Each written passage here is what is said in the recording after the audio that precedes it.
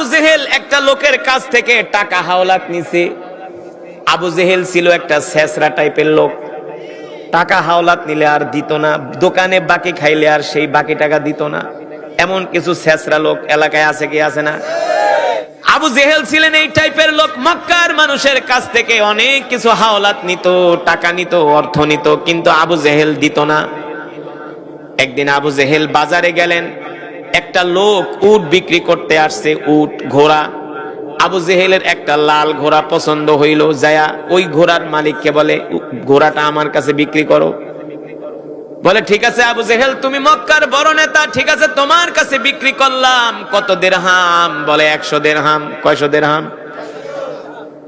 বলে আবু জেহেল অর্থটা আগে আদায় করো, কারণ মনে মনে বলে আমি জানি তোমার স্বভাব চরিত্র।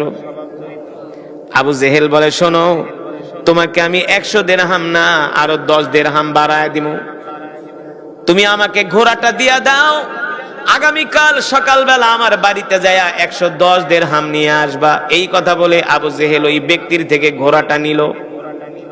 নেওয়ার পরে 2 দিন 3 দিন পর্যন্ত পাওনাদার আবু জেহেলের বাড়িতে যায়। আবু জেহেল আর ওই ঘোড়ার টাকা পরিশোধ করে না, হুমকি দামকি মারে, কই পেটা কিসের টাকা পাবি, একদম পিটায় ফাটায় এলাম, গেলি আমি মক্কার বড় নেতা, আমার কাছে এসেছ টাকা চাইতে।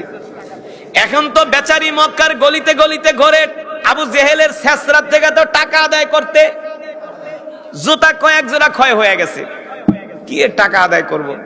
গেলে আবু জেহেল তরবারি বাই করে, দেখছস একবারে ঢুকায় দেব, যা।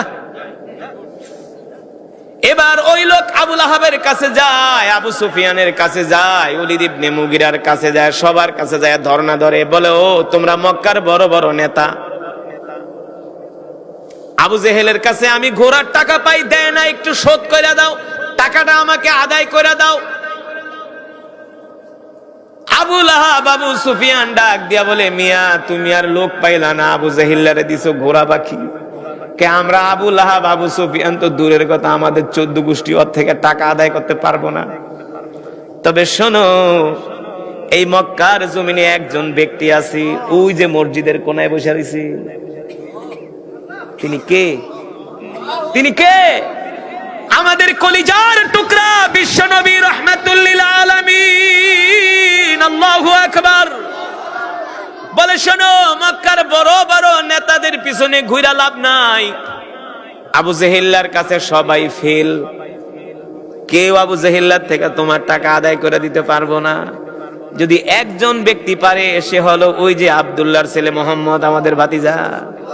যাও যাও, ওই যে মসজিদের কোনায় বসে আছে, বাইতুল্লাহর কোনায়, তার কাছে যায়া বলো। এবার লোকটা আস্তে আস্তে কইরা হাইটা আল্লাহর নবীর সামনে গেলেন। আল্লাহ রাসূল দেখে একটা মুস্কি হাসি দিছে। কেন আসছো, কেন আসছো? ওগো মুহাম্মদ শোনো, আবু জেহেল আমার থেকে একটা ঘোড়া বাকি নিছে, দাম ছিল 100 দিরহাম, বলছে আরো 10 দিরহাম বেশি দিবে, পরের দিন অর্থ আদায়, অর্থ নিলে পরের দিন। কিন্তু আবু জেহেল আমার অর্থ দেয় না, 100 দিরহাম তো দূরের কথা, 10 দিরহাম তো দূরের কথা, 100 দিরহামই দেয় না, আসল টাকাই দেয় না, লাভ তো দূরের কথা। কিন্তু মক্কার বড় বড় নেতারা বলছে এই অর্থ আপনি ছাড়া কেউ পরিশোধ করে দিতে পারবো না। আল্লাহ নবী বলে ইমশি মাই, চলো আমার সাথে চলো। আবু জেহেল বাড়িতে বৈশা, ঘরের ভিতরে বৈশা খাবার খাইতেছে, বিবির সাথে গল্প করতেছে। আল্লাহ নবী আবু জেহেলকে নিয়ে, আবু জেহেলের বাড়িতে যাচ্ছে পাওনাদারকে নিয়ে, পাওনাদার পিছনে পিছনে, আল্লাহ নবী আগে আগে হাঁটতেছে। এবার আবু জেহেলের বাড়ির সামনে যায়, ঘরের দরজার মধ্যে নক করছে, ইফতাহিল বাব ইয়া আবু জাহেল উখরুজ মিনাল বাইত, ঘর থেকে বের হও। আল্লাহু আকবার। আল্লাহর নবীর এক ধমকে আবু জেহেল থর থর কইরা কাঁপতেছে। ইয়া আম্মি মুহাম্মদ, তুমি আমার বাড়ির ঘরের দরজায়, এ মুহাম্মদ তুমি কেন আসছো ভাতিজা?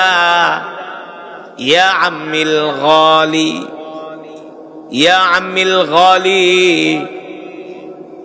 আবু জেহেল কয় আমার কলিজার টুকরা ভাতিজা, মানে ধমকের চড়ে থর থর করে কাঁপতেছে। ভাতিজা তুমি আমার বাড়িতে। আল্লাহ নবী ডাক দিয়ে বলে, আবু জেহেল তুমি নাকি এই লোক থেকে ঘোড়া বাকি আনছো? আবু জেহেল কহে আনছি। তাড়াতাড়ি টাকা পরিশোধ করো। আবু জেহেল বলে, ভাতিজা 1 মিনিট সময় দাও, তাড়াতাড়ি ঘরে যায় আবু জেহেলের স্ত্রী উম্মে জামিল রেখা বেডি তাড়াতাড়ি টাকা দে, মোহাম্মদে আইছে। এবার পাওনাদারের টাকা যদি না দেই মোহাম্মদ আমাকে ছাড়বে না। আল্লাহু আকবার, জোরে বলেন আল্লাহু আকবার। কেমন ছিলেন আমার নবী?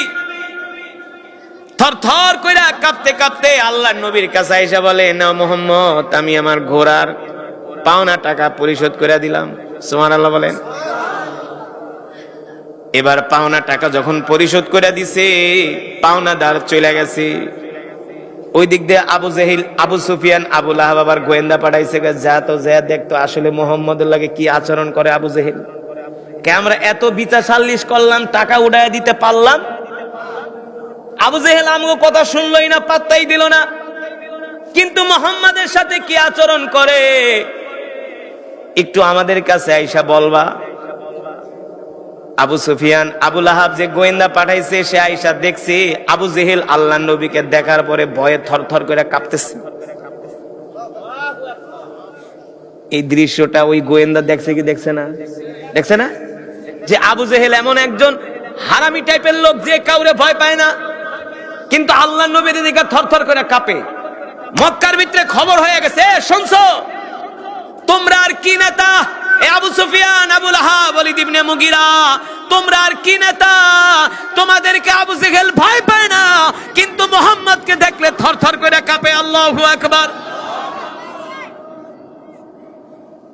আবু সুফিয়ান আর আবু লাহাব খেপছে, আমরা এত বিচার সাল্লিশ করলাম, আমাদেরকে পাত্তা দিলা না, আর মোহাম্মদের ভয়ে তো ঠিকই টাকা দিয়া দিছো। যদি আমাদের ভয়ে দিতা তাহলে তো আমাকে সম্মান আরো বাড়তো।